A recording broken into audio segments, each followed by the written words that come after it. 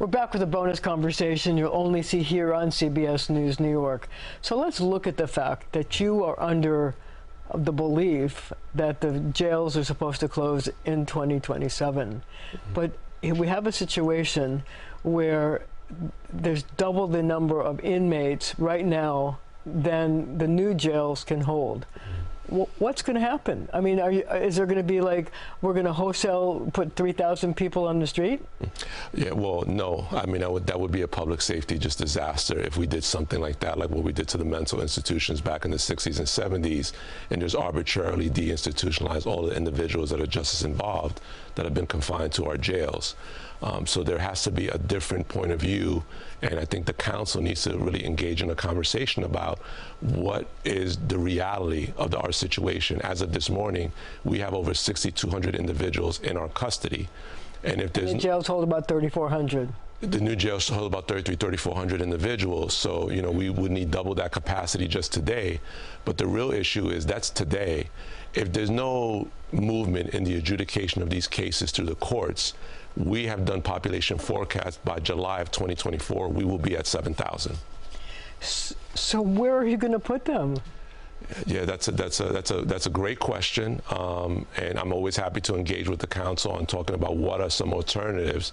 But the reality is that the newest first jail will not be open until 2029. And that's the one in Brooklyn. That is the one in Brooklyn. And we don't have any dates for the other 3 community jails. Not right now that I can share with you. I mean, but they haven't even started building them.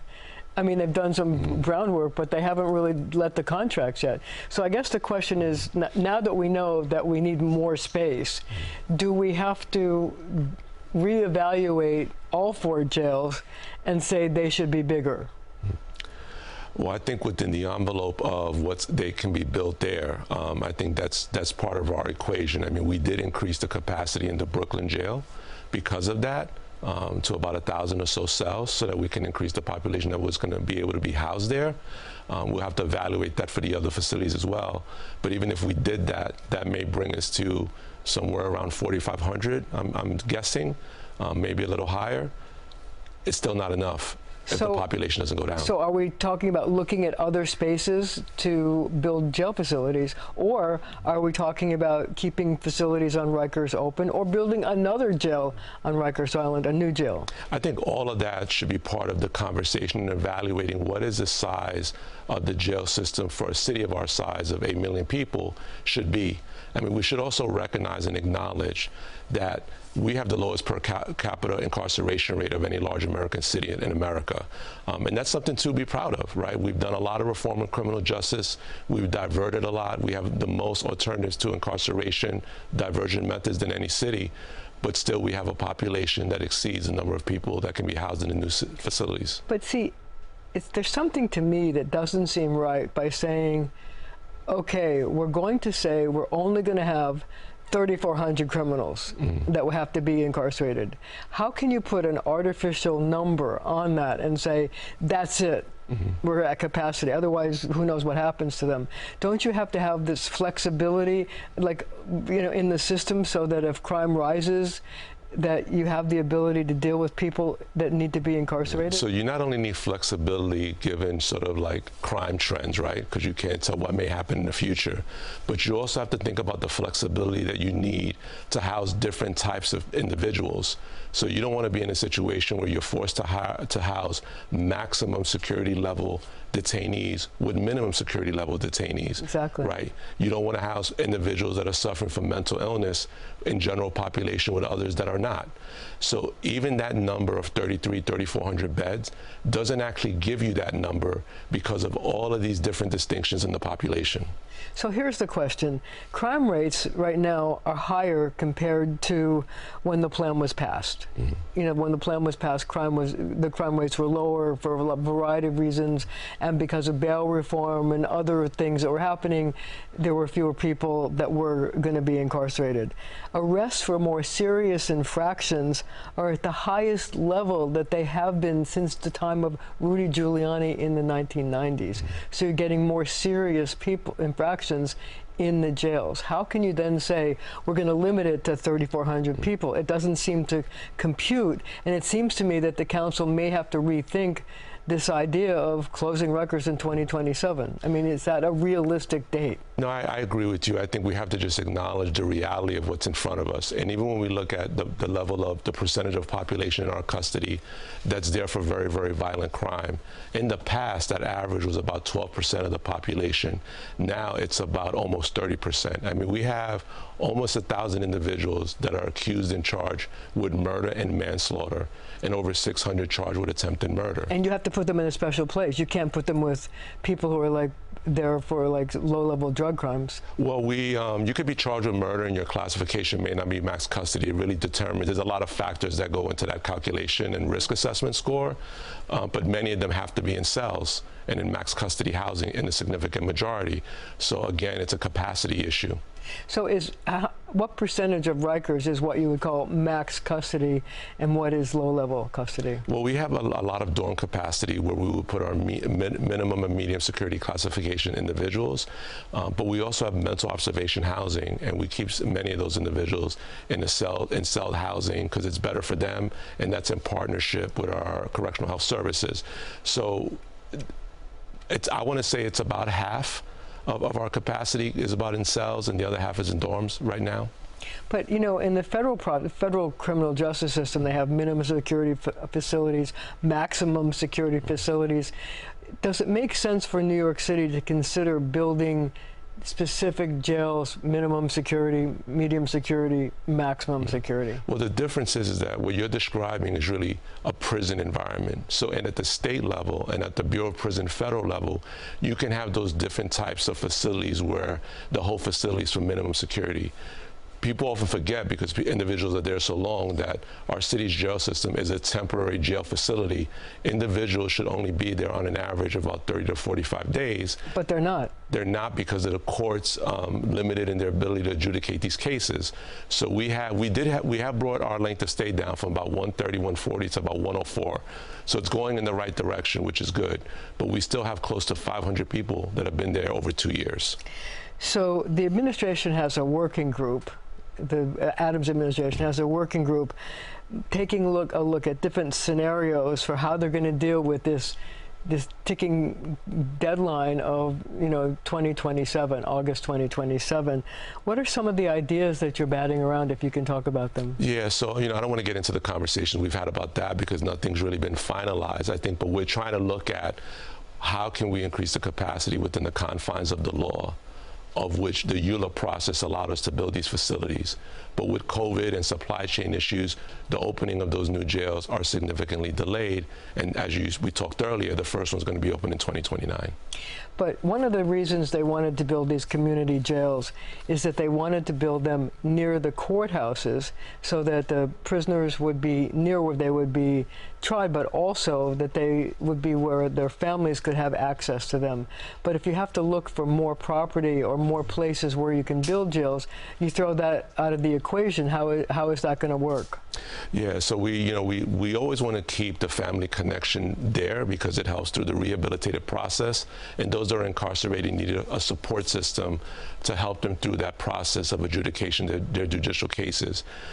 But sometimes individuals may commit crime and not the borough of residence, and they would be in a different facility. From my point of view, if you're trying to have efficiencies in the system, and that's why we're closing the boat, to be more efficient with centralizing our operations so that everybody's on Rikers Island right now. So if I said to you, what do you think is what is your biggest headache right now? What would you say? I think our biggest headache, my number one thing would be that in this state, we allow persons in custody to have a very liberal to be out of cell for up to 16 hours a day. And the reality is when you compare us to other jurisdictions and you say, why in Cook County, as an example, in the city of Chicago, do they have less incidences than us? The reality is that the detainees that are in that jail system spend upwards to 16 hours a day or higher in their cells. We don't actually practice confinement in that practical way. So when you have a group of individuals that are there for very violent crime because they've learned to respond to incidents of conflict with violence, and they're out of their cells all day, you're going to have conflict and you're going to have incidences.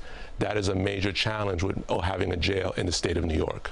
So what you're basically saying is that the way we approach, freedom in the jail, like in other words, being out of your cell, adds to the violent nature of what goes on at Rikers. It creates opportunities where there could be conflict, which in many cases leads to some level of physical altercation, either between two detainees, and our officers being involved in that when they have to disrupt that assault of a person. But despite those liberal ways to manage the individuals in our custody, we were still able to achieve a 14% decrease in use of force. We have an almost 5% decrease calendar year to date, and our slashing and stabbings are down over 20%. So even given all that's in our headwind, we're still doing a phenomenal job in stabilizing the situation. That doesn't mean that we don't have a long way to go. So would you support a change that would have the detainees spend more time in their jail cells?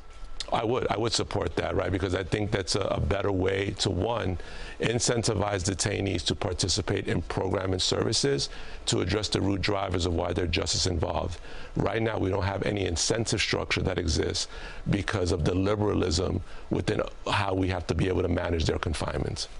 So you would say to the people who are, to the monitor and the critics who are constantly on your case, that we should change how we operate our jails? Yeah, I think that, and this would the city council go? Yeah, well, I don't think, well, it's not really, well, I mean, the city council could, I would love to have the conversation with them about this too. I think in practicality, we should set, listen, what is the minimum length of time that someone should be, that's out of a cell, that's not living in dormitory housing, to be able to take care of their toiletry issues, congregate with other people, whatever that may look like. Watch TV, go to a do class. Whatever they might want to do in a congregate setting, right? And then we can manage in a housing unit, but what 20 to 25 individuals can coexist together outside of their cells, and then when their time is finished, we will allow out the other group of individuals to be able to do the same. That's a much more scientific and much more safe way to manage a detainee population in max custody. Do you think it would eliminate some of the criticism? Well, we have individuals that are very, this is a sensitive issue for them. And, some people don't believe that any jails or prisons should exist. Some believe that... And prisoner rights activists would really go after you. Oh, they would. And I think in talking to them about it, I think we can achieve a place where an individual could be out of their cells 10 to 12 hours a day, whether that's because they're in school, they may be doing some vocational training.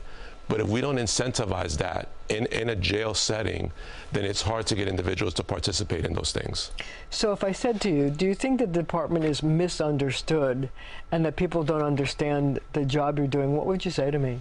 I would say that I think it's easy to forget how bad things were at the end of 2021.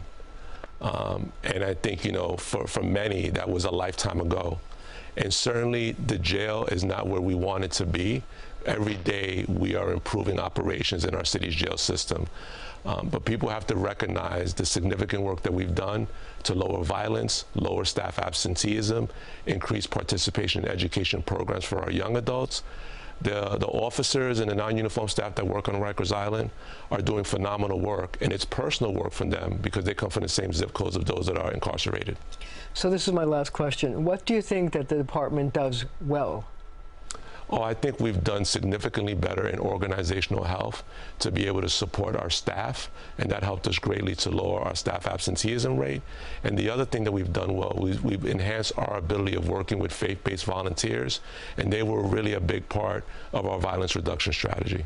But yet the prison monitor, the federal monitor that you have, issues report after report, month after month, that's critical of what the department does.